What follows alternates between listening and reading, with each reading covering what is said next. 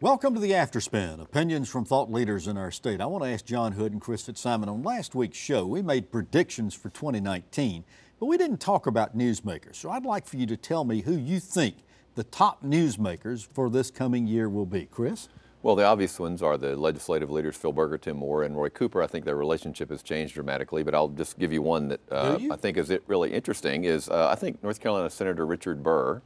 I do think there will be a report, as I mentioned on last week's show, about President Trump's activities running up to the election, the transition, all the investigations. And Senator Burr, as you know, is the chair of the Senate Intelligence Committee and issued what I thought was an amazingly interesting report that didn't get a lot of publicity before the holidays about what Russia's role was. I think he knows a lot of things, and I think he'll be called on to be a statesman to sort of shepherd whatever those findings are through the political world of the Republican Party. I think if he chooses to, he could be a significant national figure in helping us navigate what I think are going to be troubled waters in 2019. And would you agree he has been a statesman to this point? He's done a very good job. I think he's done an okay job. I think he should. I wish he had been a little bit more outspoken. There are still people, if you run into, that don't believe Russia played a role in our elections. Now, you can argue whether Trump colluded and all the other things, but there is demonstrative evidence that is true, and Senator Burr has said that himself. So I think he is somebody we haven't talked much about who will be a major figure in 2019. Back to your earlier point, you said you thought Senator Berger and Speaker Moore and the governor were getting along better? No, I didn't. I said their relationship will be. Their relationship will be changed because of the change in the election. Yeah, because I don't think they really like each other a whole lot.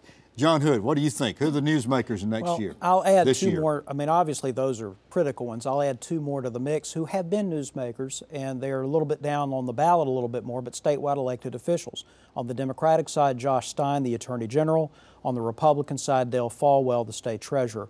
In both cases, they have made news by taking significant stands on issues. Attorney Generals and State Treasurers have often been newsmakers in North Carolina politics. We have a relatively weak governor.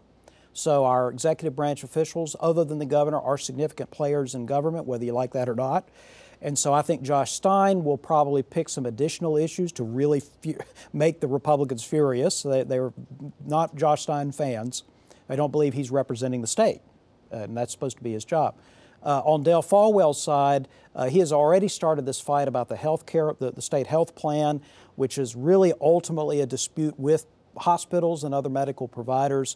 I think that will continue. That will interact a little bit with the Medicaid expansion question that we often talk about on the show. And I think those two individuals, among others, will play significant roles in 2019 in our political conversation. So you think most of the newsmakers then will be politically oriented?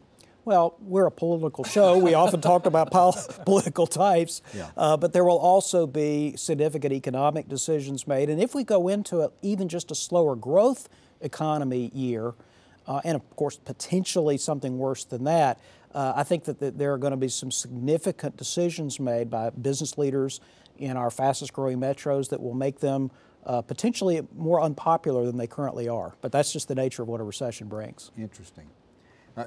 In years past, we've chosen coaches, sports figures, and so forth like that. I'm not hearing any of that. Yeah, I usually do. I'm such a aficionado of sports. I usually try to inject that at every opportunity. Live and die on the sports pages. Chris, any others that you can think of? No, I think that, one of the interesting things every year in the General Assembly, getting it back to politics, just like in Congress, there will be names that we don't know yet who will emerge as sort of the new rising stars in not forgetting their ideology in both parties. It'll be interesting to see who emerges early in this legislative session that clearly has a road to higher office or a road to popularity. And we've got a lot of new legislators coming in, so there is room. And yeah, that's right. And for example, the House leadership, several of the members of the House leadership lost their re-election battle. So just by definition, Speaker Moore will have to appoint new people to run the Budget Committee, for example, and we haven't seen those kind of things. Those people will be in the limelight. They won't be new names, but their stature will certainly be new.